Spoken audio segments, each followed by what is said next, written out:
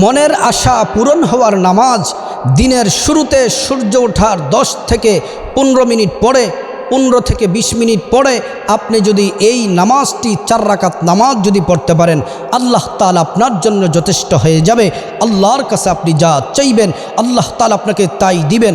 সম্মান, রিজিক, ধন, দৌলত যা আছে আল্লাহ তাআলা সব আপনাকে দিবেন। আপনি যদি আল্লাহর কাছে যদি চাইতে পারেন সেই নামাজ পড়ে, এই নামাজ হচ্ছে নফল নামাজ, সূর্য ওঠার পরে পড়তে হয়। আল্লাহর রসুল সাল্লাল্লাহু আলাইহি ওয়াসাল্লাম বলছেন প্রথম কাজ হচ্ছে ঈমান আনার পরে 5 ওয়াক্ত ফরজ নামাজ পড়া। আপনি ফরজ নামাজ না পড়ে যদি এই নামাজ পড়েন কোনো ফায়দা হবে না। আগে আপনাকে 5 ওয়াক্ত ফরজ নামাজ আপনাকে সঠিকভাবে আদায় করতে হবে। ফজরের নামাজ পড়তে হবে, জোহর পড়তে হবে, আসর, মাগরিব, এশা পড়তে হবে। এই 5 ওয়াক্ত ফরজ নামাজের কথা আল্লাহ কোরআনে বলছেন।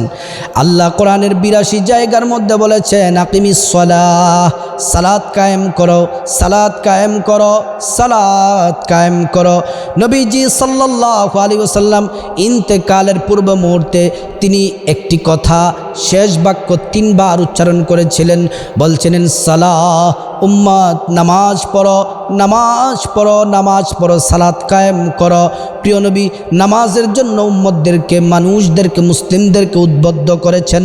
সুবহানাল্লাহ। নামাজ হচ্ছে সবচেয়ে গুরুত্বপূর্ণ ইবাদতের মধ্যে শ্রেষ্ঠ ইবাদত হচ্ছে নামাজ।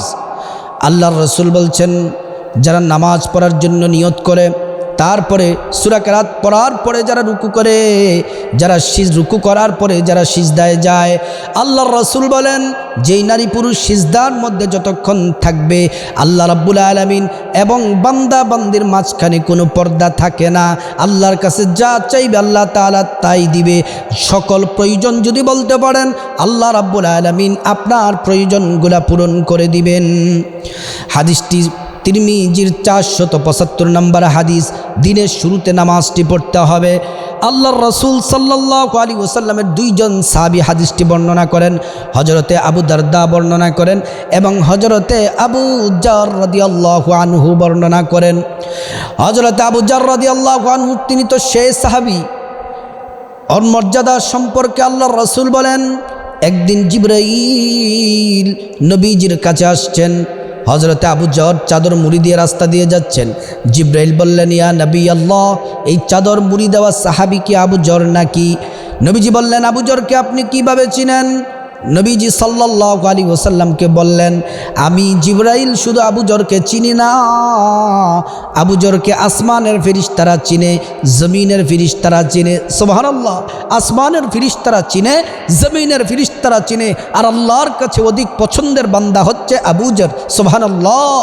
আল্লাহ তাআলা পছন্দ করেন। 2টি গুণ ছিল, যেই 2টি গুণের কারণে আসমান জমিনের ফেরেশতার কাছে দামি এবং আল্লাহ তাআলা খুব পছন্দ করেন। 1 নম্বর গুণ হলো হযরতে আবু জার রাদিয়াল্লাহু তাআলা আনহু সব সময় নিজেকে তিনি ছোট মনে করতেন, ছোট মনে করতেন, নিজেকে জাহির করতেন না, অহংকার করতেন না, সব সময় নিজেকে ছোট মনে করতেন। আর সব সময় এই কথা মনে মনে চিন্তা করতেন সারা পৃথিবীর মধ্যে আল্লাহ যদি একজন মানুষকে যদি জাহান্নামে দেয় তাহলে মনে হয় সেটা একজন আমি আবু জার হয়ে যাব। এমন করে করে কান্না করতেন আর নিজেকে ছোট মনে করতেন। আরেকটি গুণ ছিল, নবীজি সাল্লাল্লাহু আলাইহি ওয়াসাল্লামকে বললেন ওগো নবীজি ইয়া রাসূলুল্লাহ, আবু জার সূরা ইখলাসকে খুব ভালোবাসে। যেদিন আপনার উপর সূরা ইখলাস নাজিল হলো সেদিন থেকে আবু জার এত পরিমাণে বেশি বেশি সূরা ইখলাস তেলাওয়াত করে। এই আবু জার সূরা ইখলাস পড়ার কারণে আল্লাহ আবু জারকে ভালোবাসেন এবং আপনার উম্মতের মধ্য থেকে, সাহাবীদের মধ্য থেকে সব থেকে বেশি সূরা ইখলাস পাঠ করে আবু জার। সূরা ইখলাস বেশি পড়ে নেকি বেশি বেশি হাসিল করে আল্লাহ আবু জারের প্রতি রাজি এবং খুশি হয়ে গেলেন। এজন্য প্রিয় দিনী ভাই ও বোন, হযরতে আবু জার রাদিয়াল্লাহু আনহু তিনি হাদিসটি বর্ণনা করেন। আল্লাহ রাসূল সাল্লাল্লাহু আলাইহি ওয়াসাল্লাম বলেন আনিল্লাহি আযজা ওয়া জাল্লা আন্নাহু, আল্লাহর রাসূল সাল্লাল্লাহু আলাইহি ওয়াসাল্লাম আল্লাহর কাছ থেকে জেনে নবীজি সাল্লাল্লাহু আলাইহি ওয়াসাল্লাম বলেন লাবনা আদামার কালি মিন আউয়ালিন নাহার। আল্লাহর রাসূল বলেন আল্লাহর কোনো বান্দা বনি আদম বনি আদম, কোনো বনি আদম যদি দিনের শুরুতে সূর্য ওঠার পরে 15 থেকে 20 মিনিট পরে তারা যদি আরবা রাকাতিন আকফিকা আখিরা 4 রাকাত নামাজ পড়ে, 4 রাকাত নামাজ যদি পড়ে, আল্লাহ রাব্বুল আলামিন তাদের জন্য যথেষ্ট, আল্লাহ তার জন্য যথেষ্ট হয়ে যাবেন। যে আল্লাহ সব সৃষ্টি করেছেন, আল্লাহ যিনি সব ক্ষমতার মালিক, সে আল্লাহ যদি যথেষ্ট হয়ে যায়, টাকা পয়সা ধন দৌলত রিজিক হাজত পূরণ করা, কোনো কিছুর অভাব হবে না। যা চাইবেন আল্লাহ তাআলা আপনাকে তাই দিবেন। এজন্য প্রিয় দিনী ভাই ও বোন, ভালো করে শুনুন, নামাজ পড়ার নিয়মটা আপনাদেরকে বলে দিচ্ছি। সেই নামাজের নাম হচ্ছে ইশরাকের নামাজ। সূর্য ওঠার 15 থেকে 20 মিনিট পরে আপনি নামাজটি পড়বেন। 2 রাকাত করে 4 রাকাত নফল নামাজ পড়বেন। ইশরাকের নামাজ আপনি যে কোনো সূরা দিয়ে পড়তে পারেন। প্রিয় নবী মুহাম্মদ সাল্লাল্লাহু আলাইহি ওয়াসাল্লাম বলছেন, আল্লাহর কোনো বান্দাবান্দি যদি ইশরাকের নামাজ পড়ে তাহলে একটি উমরার সওয়াব পাবে, আরেকটি হজ্জে মাবরুর কবুল হজের সওয়াব পেয়ে যাবে। সুবহানাল্লাহি ওয়া বিহামদিহি।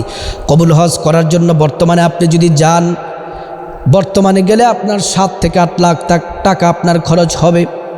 অনেক গরিব মানুষ আছে, রিক্সা চালায়, ভ্যান চালায়, কৃষি কাজ করে, মধ্যবিত্ত, হজে যাওয়ার তার কাছে টাকা নাই।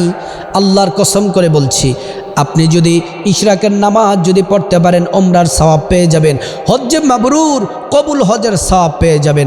আর যদি ওই সময় দোয়া করতে পারেন প্রাণ ভরে, আল্লাহ আমাকে তৌফিক দেন, সম্পদ দেন, টাকা দেন, আল্লাহ রিজিক দিবেন, টাকা পয়সা ধন দৌলত দিবেন, এই টাকা দিয়ে আপনি মক্কা মদিনায় যেতে পারবেন, আপনার হাজত পূরণ হবে।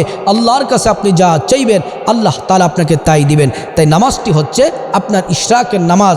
প্রতিদিন আপনি সূর্য ওঠার 15 থেকে 20 মিনিট পরে পড়তে হবে। আল্লাহর রাসূল সাল্লাল্লাহু আলাইহি ওয়াসাল্লামের সাহাবীরা ইশরাকের নামাজ পড়তেন। ফরজ নামাজের পাশাপাশি যারা নফল নামাজ পড়ে তারা আর আল্লাহর সাধারণ বান্দা থাকে না, সাধারণ বান্দা থেকে প্রমোশন হয়ে তারা আল্লাহর ওলি হয়ে যায়, আল্লাহর বন্ধু হয়ে যায়। আল্লাহ পাক আমাদের সবাইকে এই নামাজটি, এই 4 রাকাত নামাজ পড়ার আল্লাহ তাআলা তৌফিক দান করুন।